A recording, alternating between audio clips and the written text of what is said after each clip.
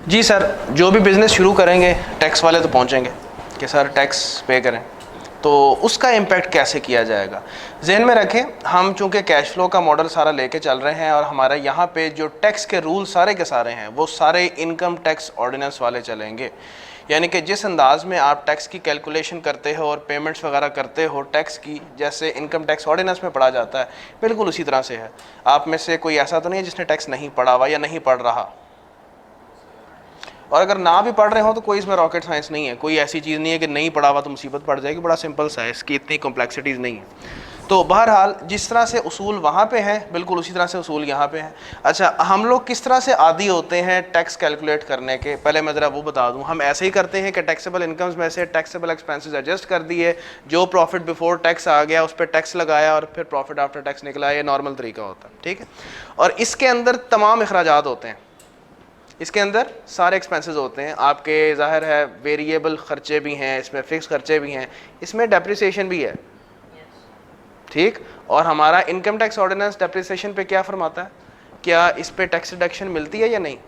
Sir मिलती है, it is tax deductible, ठीक है। ये आपको डिडक्शन मिलती है अगेंस्ट द रेवेन्यूज। टैक्स वाले अलाउ करते हैं कि आप अपने रेवेन्यू को डेप्रिसिएशन से घटा सकते हैं और फिर नेट के ऊपर आप अपना टैक्स पे करें जो प्रॉफिट बनता है। अच्छा, हमने अभी इन्वेस्टमेंट अप्रेजल मॉडल की बात की, हमने कहा कि हमारा तो है कैश फ्लो मॉडल। डेप्रिसिएशन को हमने मुंह नहीं लगाना क्योंकि हम कैश फ्लो पे बात कर रहे हैं। हम कह रहे हैं कि बजाय इसके कि हम एसेट को सिस्टमेटिकली एलोकेट करें over the life of the project, हम कैश फ्लो पे बात करते हैं। शुरू में जो आउटफ्लो होगा उसको आउटफ्लो मान लेंगे, एंड पे डिस्पोजल वैल्यू है डिस्पोजल वैल्यू ले लेंगे। तो लेकिन दूसरी तरफ डेप्रिसिएशन को हमें कहीं एडजस्ट करना पड़ेगा। उसके रीज़न ये है कि हम तो कैलकुलेट कर रहे हैं टैक्स भी, और डेप्रिसिएशन पे टैक्स सेविंग मिलनी है। ये चीज़ अपने जहन में रखा करो। हमें चूंकि नेट के ऊपर टैक्स लगाने की आदत होती है, टेक्निकली स्पीकिंग असल में एक बिजनेस के जो इनकम्स होते हैं वो टैक्स एक्सपेंस अट्रैक्ट करते हैं, और जो एक्सपेंसेस होते हैं वो टैक्स सेविंग्स अट्रैक्ट करती हैं। ये एक जनरल उसूल तुम्हें फॉर द लाइफ टाइम वैसे बता रहा हूँ। और ये टैक्स सेविंग्स क्यों कहते हैं, और वो रीज़न वही है क्योंकि ये खर्चा जो है वो अलाउड है as deduction against the income, के भाई इस सारी इनकम पे टैक्स नहीं पड़ेगा, इसके अगेंस्ट कुछ डिडक्शंस हैं वो तुम्हें मिल जाएंगी और नेट के ऊपर हम टैक्स लगा रहे होंगे। सो इन अदर वर्ड्स ये जो एक्सपेंस है, क्या ये इस टैक्स को थोड़ा सेव करने में मदद नहीं दे रहा? बिल्कुल मदद दे रहा है। So in other words, simply put, incomes attract tax expenses, expenses attract tax savings. तो हम चूंकि डेप्रिसिएशन के बारे में कह रहे हैं कि हमने डेप्रिसिएशन को अपने इन्वेस्टमेंट अप्रेजल मॉडल में नहीं रखना, लेकिन दूसरी तरफ जब टैक्स की बात करेंगे, टैक्स तो हमें इस पे टैक्स सेविंग अलाउ करता है। तो इसको हमारे इस इन्वेस्टमेंट अप्रेजल मॉडल में कैसे एडजस्ट कर सकते हैं, इसके दो तरीके हैं। मेथड 1 है और एक मेथड 2 है, ठीक है। ये दोनों मेथड्स मैंने आपके सामने प्लेस कर दी हैं, मेथड 1 और 2। हमने मेथड 2 को फॉलो करना है। It is comparatively clear and easy to adopt, दोनों से आंसर बराबर आता है। आई कैप के सोल्यूशंस को देखोगे, कहीं उसने ऐसे किया हुआ है कहीं ऐसे किया हुआ है, हम अपने तमाम सवाल मेथड 2 से ही कर रहे होंगे। अगेन रिपीटिंग, आंसर दोनों से बराबर आता है। देखो, एक तरीका क्या है, इसी तरह से चल रहा है जैसे तुम लोग इनकम स्टेटमेंट बनाते हो। ये टैक्सेबल इनकम में से तमाम टैक्सेबल एक्सपेंसेस लेस करोगे और इसके अंदर ही बच्चे शामिल होगा क्या, डेप्रिसिएशन इसमें शामिल होगी, ठीक है। पहले लेस करोगे, फिर तुम्हारा पीबीडी कैलकुलेट हो जाएगा और इस पीबीडी पे तुम टैक्स एक्सपेंस कैलकुलेट करके माइनस कर दोगे। ये चीज़ क्या आ जाएगी, पैट, प्रॉफिट आफ्टर टैक्स। लेकिन अब तुम कहोगे कि यार मैं तो इन्वेस्टमेंट अप्रेजल कर रहा हूँ, मैंने तो डेप्रिसिएशन को एज अ कैश फ्लो ऊपर ट्रीट करके माइनस कर दिया। सर ऐड बैक करें उसको, यानी कि पहले मैंने बतौर कैश फ्लो लेस किया, now you should do what, add it back, क्योंकि इसकी कोई जगह नहीं है मेरे इन्वेस्टमेंट अप्रेजल मॉडल में। मैंने तो उसको किया ही लेस किस वजह से था कि ताकि टैक्स का इफेक्ट निकल आए। तो ऑटोमेटिकली ये जो टैक्स का एक्सपेंस कैलकुलेट हुआ है ना, ये उस प्रॉफिट पे हुआ है जिसके अंदर डेप्रिसिएशन लेस हुई हुई थी। सो हर आइटम जो टैक्स हो सकती थी, मैंने उस पर एक ही लाइन आइटम पे टैक्स कैलकुलेट किया इस अप्रोच में, और बाद में डेप्रिसिएशन को इस प्रीमाइज पे एड बैक किया है कि it is not a cash flow. बात समझ रहे हैं? और फाइनली मेरे पास क्या आ गया, net operating cash flows after tax.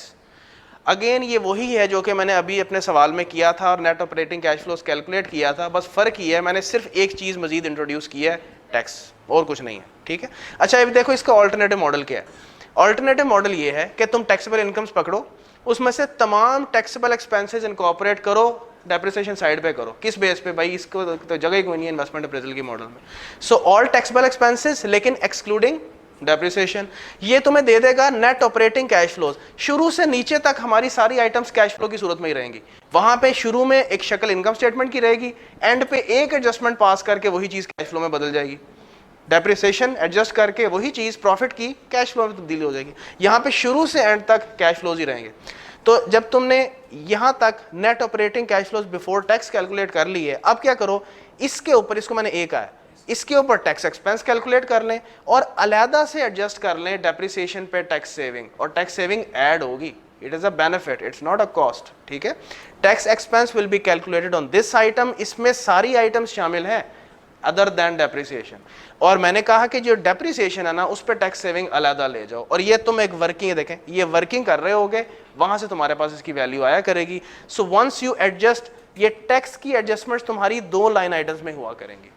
एक तो जो तुम net operating cash flows before tax calculate करके आओगे, उस पर टैक्स एक्सपेंस निकला करेगा, और एक tax saving on depreciation. So once both items of tax are adjusted, you will come up with what, net operating cash flows after tax. ये वही वैल्यू है जो कि मैं यहाँ पे ये कैलकुलेट कर रहा हूँ। और जाहिर है 5 सालों का प्रोजेक्ट है, तो ये वर्किंग हर साल होनी है। ये तो मैंने 1 साल के ऊपर बना के दिखाई है ना, ताकि चलो लाइन आइटम्स क्लियर हो जाए। तो हमने अगेन मेथड 2 फॉलो करना है, ठीक है।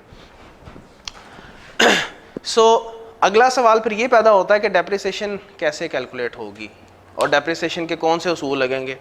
हमने वैसे 2, 3, 4, 5 पढ़े हुए हैं मेरा ख्याल है। अगर हम अकाउंटिंग, बेसिक अकाउंटिंग में बात करें, WDV है, स्ट्रेट लाइन है, यूनिट्स है, नंबर ऑफ इंस्पेक्शंस मेथड है, काफ़ी सारे हैं, 4-5 है मेरा ख्याल है।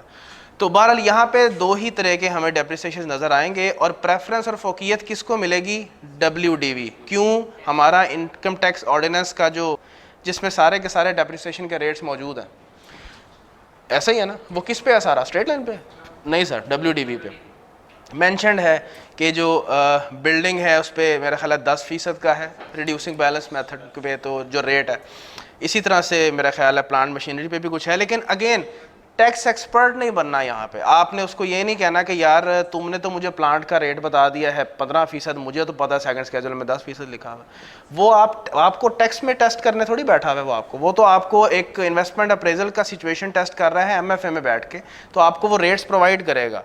ये सिर्फ मैं इसलिए आपको बता रहा हूँ ताकि आपके जहन में रहे कि टैक्स के उसूल वही लग रहे हैं जैसे इनकम टैक्स ऑर्डिनेंस के हैं। रेट्स पे आपने कतन बहस नहीं करनी।